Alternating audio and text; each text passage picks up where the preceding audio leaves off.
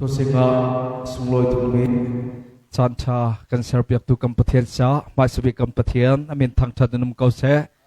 tunia Nazareth ezi krifa bu zong kum khatiang lam an throi na I tu singa sungloi tataken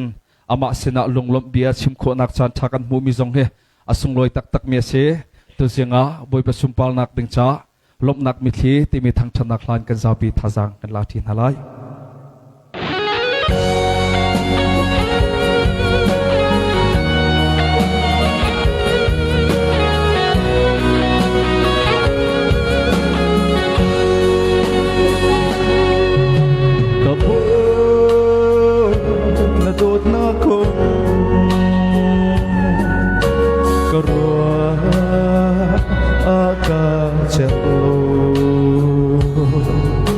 cây bell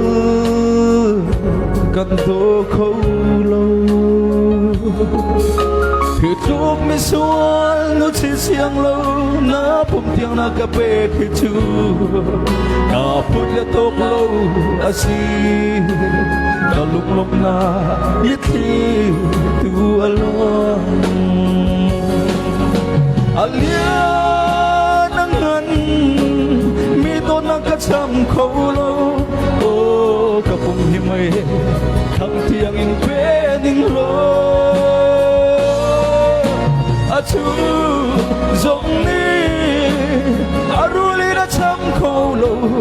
ô bụi pa lộc na biết khi tu lúa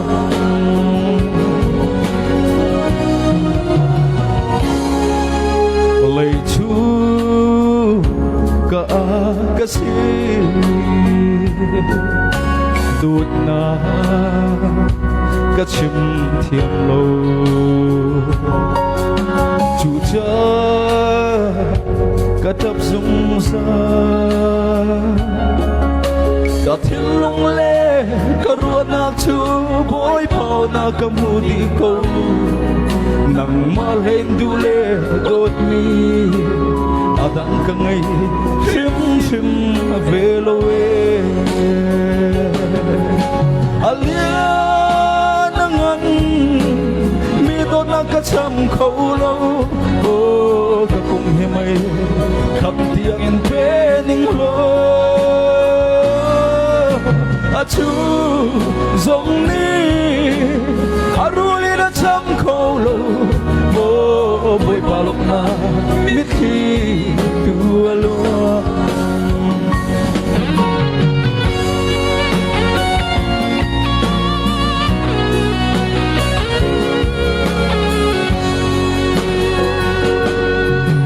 lòng ô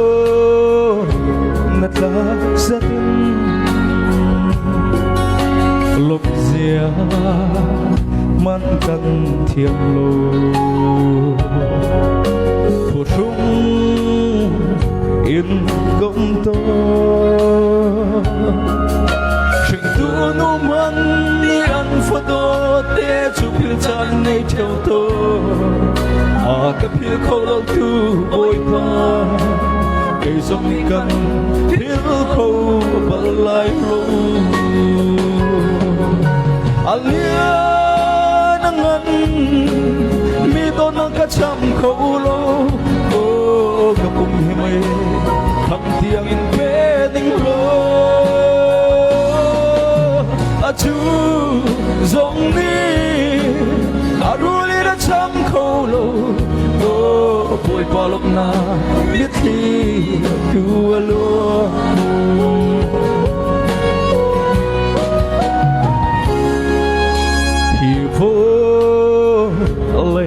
mình nông chu người cha cha nung ăn pe mi tiếng cha bu man pe nang chu boy pa mi sual thur nom kai cha nun na pe ki chu ka ro na bia phan khâu lâu mi sual do tu pathia Giêsu Christ alia nang ngân mi to na ka chăm khâu lâu ô hi mai khang tiang in pe ning lo a chu zong ni aruli na cham kho lo o boy palok na mi thi tu alo alia nangan mi do na ka cham kho lo o kapung hi mai khang tiang in pe ning lo a chu zong ni aruli na cham kho lo o boy palong na mi thi tu alo o boy palong na mi thi tu alo